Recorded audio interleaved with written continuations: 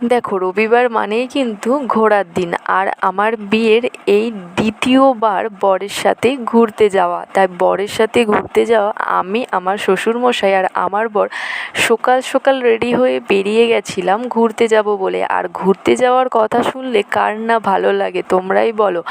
ঘুরতে যাব বলে সকালবেলা আমি কিচ্ছু খেয়ে বেরোইনি, একটা চকলেটের প্যাকেট নিয়ে ট্রেন ধরলাম, আমরা গিয়ে নামলাম যাদবপুরে।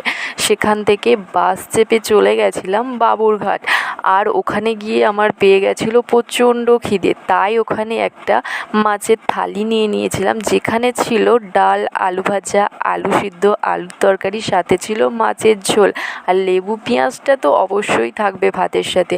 খেয়ে নিলাম, আর যেহেতু পেট ভরে গেছিলো, এনার্জি চলে এসেছিলো ঘোরার জন্য। তো চলো এবার শুধু ঘুরবো।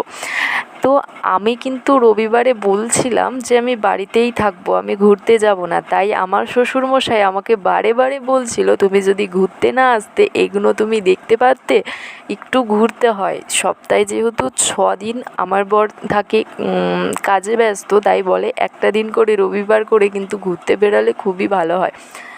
যাই, এখানে ঘুরলাম, প্রচুর ভালো লেগেছে। বাবুঘাটে সবাই স্নান করছে, আর পাশ দিয়ে চলে যাচ্ছে ট্রেন।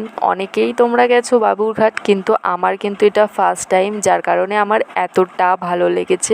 পাশে কিন্তু রয়েছে অনেক রকমের মন্দির। তারপরে আমরা কিন্তু চলে এসেছিলাম একটা পার্কে। এই পার্কটার নাম আমি এখন ভুলে যাচ্ছি। তো এই পার্কে বসে আমরা খেয়ে নিয়েছিলাম আইসক্রিম। এই পার্কটায় কিছুক্ষণ বসে টাইম কাটিয়ে তারপরে আমরা কিন্তু বেরিয়ে চলে আসবো বাড়ির জন্য। একটু সমস্যার জন্য আমরা আর বেশিক্ষণ থাকতে পারিনি।